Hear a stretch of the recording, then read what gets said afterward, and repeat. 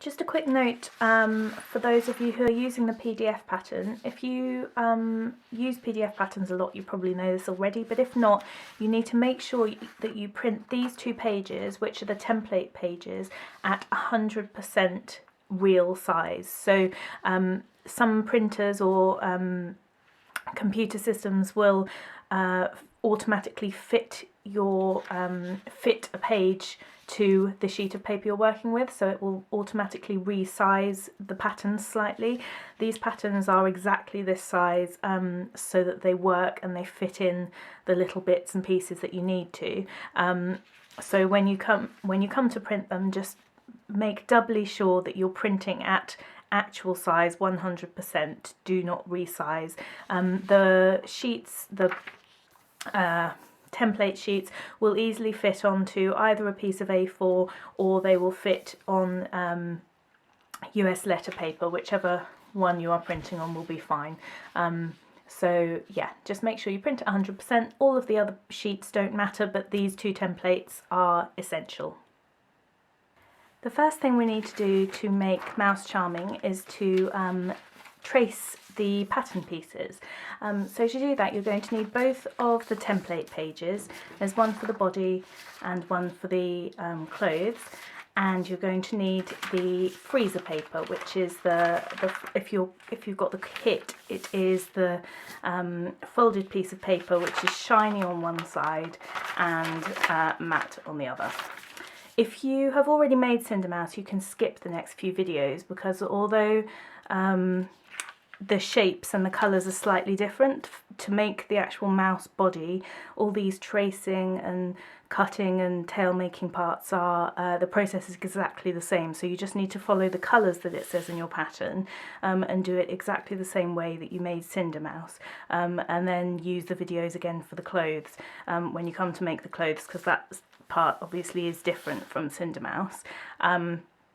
Or you can just have me on in the background if you want, just to reassure yourself. But yeah, you can skip these if you've already made Cinder Mouse. I'm going to go over everything again for the people who are just making Mouse Charming as a one-off ornament. So freezer paper is a way of temporarily making patterns that will stick to your fabric, so that you can make really accurate cuttings on your fabric without having to trace or draw on the felt. If you've worked with felt before, you'll know it's notoriously difficult to accurately mark it, and because the patterns for this project are so small and fiddly, we're going to trace them onto freezer paper first, as a way of cutting out the shapes on our fabric. So the piece, if you've got the kit, the piece of fabric, the piece of paper will be just enough to have one side of the fold for the body pieces and the other side of the fold for the clothing pieces. So I'm just going to cut mine down this line to make it a bit more manageable.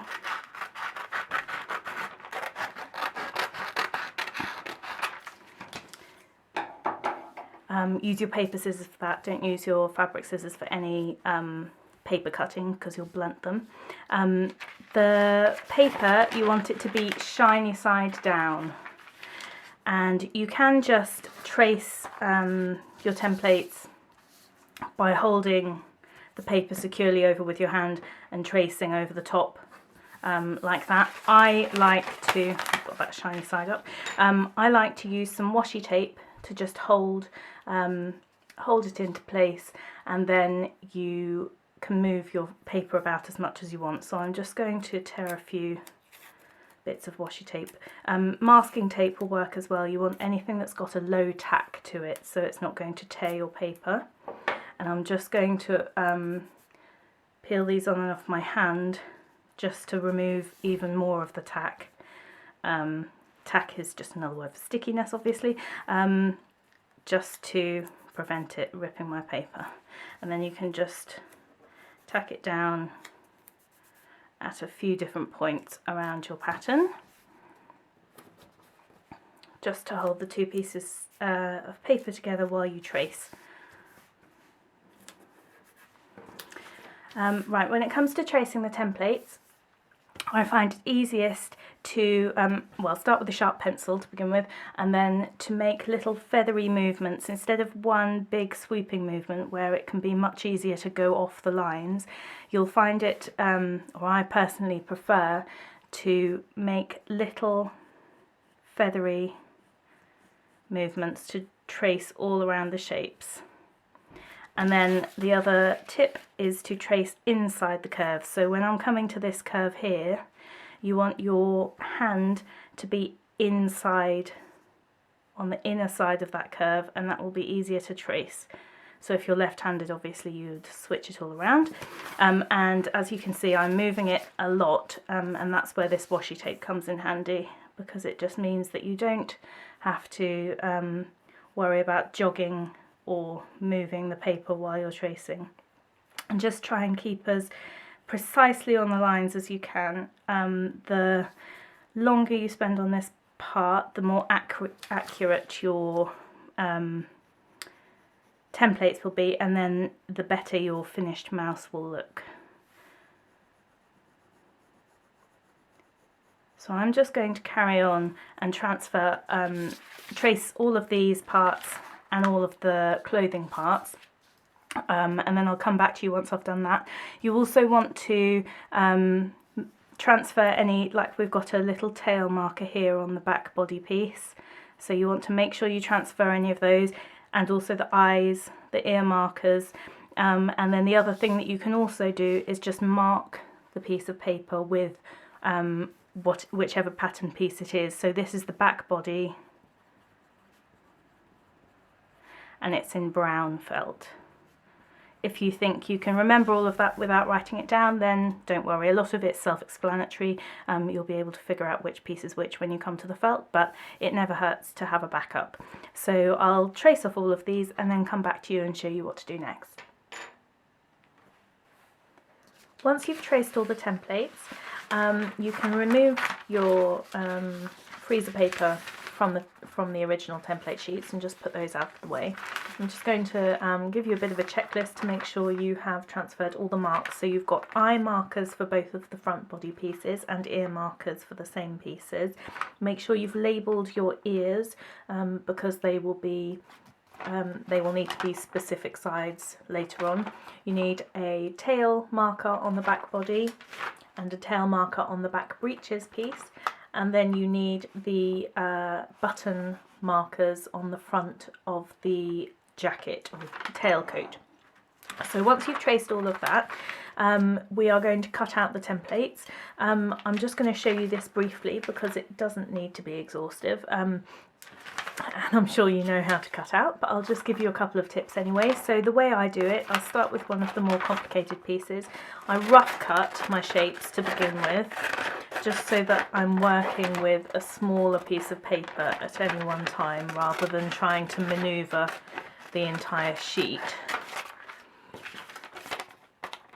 And then my best tip really for this is that you keep your scissors facing in the same direction and you turn your paper around curves. This will give you really smooth curves. So rather than trying to turn your scissors all around the curves, which will give you jaggedy edges, when you come to a curve like the back of this heel, keep your scissors in the same place and turn the paper, and that will give you a really smooth curve.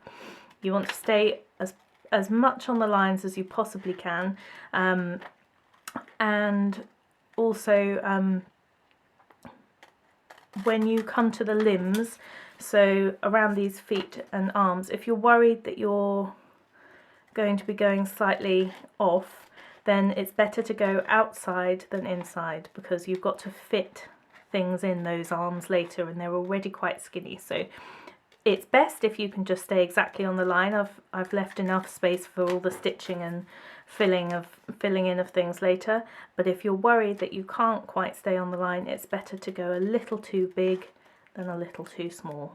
So again, I'm just turning the paper all around this head line to get a nice smooth curve.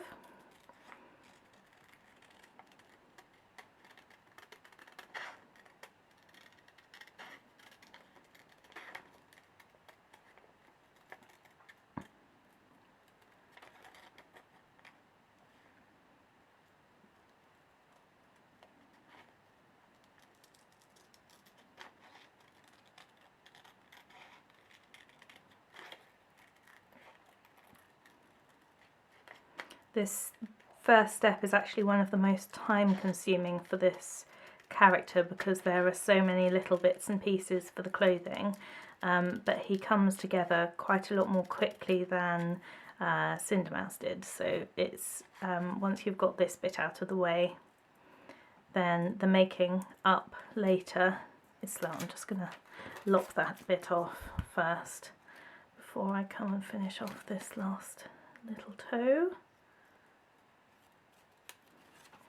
Okay, so you carry on and cut out all of the body pieces and all of the clothing pieces. You can do them all to start with, and then excuse me, when it comes to in preparation for transferring these mouth, eye, ear markers and the tail later, what I like to do is I cut a slit where the mouth is going to be along that mouth line.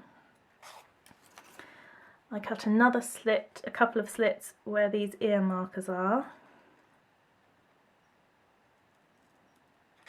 And then I take a pin